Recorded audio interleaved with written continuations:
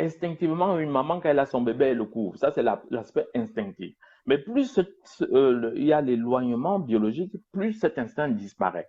C'est là où on a besoin plutôt de l'intellectualisme, ou alors ce que je vais appeler de l'intellectualité. Parce que l'intellectualisme est galvaudé et c'est à n'importe quelle sauce. De l'intellectualité. C'est pour ça qu'on a besoin de faire un direct à l'approche de fêtes nationales pour en parler un tout petit peu, pour qu'on aille de cet instinct au rationnel, à l'intellectualité. Qu'on se dise, bon, écoute, moi, je me fous de savoir de quelle tribu tu es. D'ailleurs, on n'a pas fini au niveau des langues. Les langues sont porteuses du fait qu'on a les mêmes ADN, hein, parce que c'est pour ça que moi, je tiens souvent à nos langues nationales, nos langues maternelles. On doit les parler. Parce que quand vous regardez très bien, aussi loin que vous pouvez aller, hein, quand vous voyez par exemple les populations de l'Ouest, vous avez l'impression qu'elles sont éloignées des populations du Sud. Pourtant, on dit les Bafans.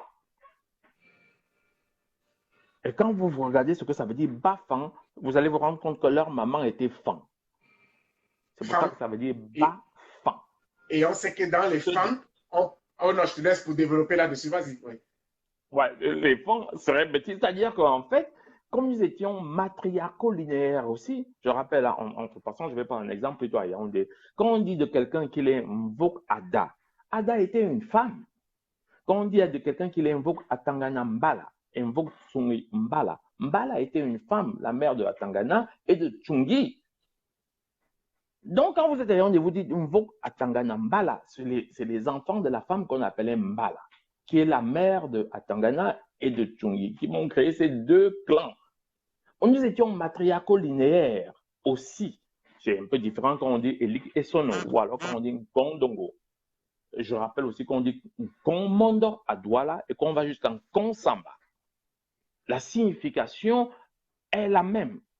Et on peut aller beaucoup plus loin. Si vous arrivez à dire correctement Bangante, parce qu'on l'écrit mal, oui, on demandez combien de tonnes s'appelle Nga. Nga, ça veut dire, dans les langues bêtises, épouse de. Regardez le nombre de Camerounais qui s'appellent Nte, N-T-E, chez les Bétis. Chez les Bétis, ça veut littéralement dire ce de l'épouse d'un Nte. Ba, Nga, Nte. Donc, ça veut dire qu'en réalité, quand on est Baganté, vous avez un nom totalement Bétis. Totalement Bétis. Si vous. Mais en réalité, l'épouse d'un Nte. Pourtant, on sait que les Bagantés sont de l'Ouest. Mais on vient retrouver les filiations au centre.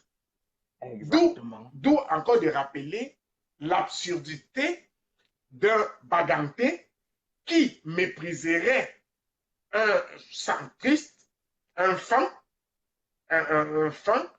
qui le mépriserait ou vice-versa. Parce qu'en fait, ils sont de la même fratrie. La même fratrie. D'ailleurs, les Blancs nous ont appelés Bantous. Et si vous regardez, même à l'Ouest, aux accents près, beaucoup de choses ont les mêmes noms que vous retrouvez aux accents près. Aux accents. Parce que le bas, là, qu'on trouve chez les petits, bas pour dire ceux de. On le retrouve aussi, je veux dire, chez les Bassa. Chez les doigts, là, ça devient Bana ou Bona. Bona Dibon. C'est de Dibon. Bona Moussadi. Bana. Et c'est le bas qui exprime le pluriel dans les langues de souche bantou. Et avec, on est quand même.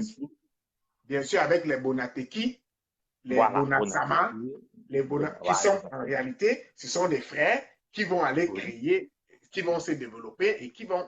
Ça va vraiment très loin. Et ça va très, très loin. Ça va aller très loin. Et dans les langues d'ailleurs, on n'a qu'à voir. Donc, moi, j'ai souvent demandé aux gens, dites-moi comment on appelle la fenêtre dans votre dialecte. La fenêtre. On va voir qu'en réalité, il y a très peu de tribus qui ont un nom pour fenêtre. Ça veut dire que si on remonte dans le temps avec les constructions un peu comme celle des Pygmées, qui étaient des constructions justement temporaires, puisqu'elles n'étaient pas conçues pour rester, il n'y avait pas de fenêtre.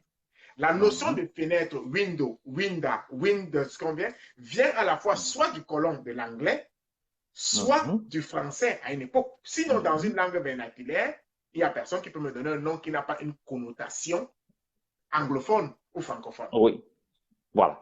Donc, c'est pour dire que cette notion même c'est-à-dire que l'État-nation va à ceci d'important que quand nous allons nous mettre ensemble, nous allons devoir rechercher la force d'abord par le nombre. Nous allons chercher la force et c'est cette force qui va faire, je rappelle en passant que les tribus se faisaient des guerres.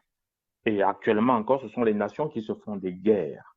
Ça veut dire que nous avons besoin d'être forts au sein d'un État-nation parce qu'il nous c'est la condition même de notre existence.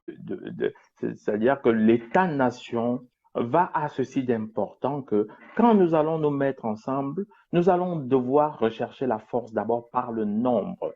Nous allons chercher la force et c'est cette force qui va faire, je rappelle en passant que les tribus se faisaient des guerres. Et actuellement encore, ce sont les nations qui se font des guerres.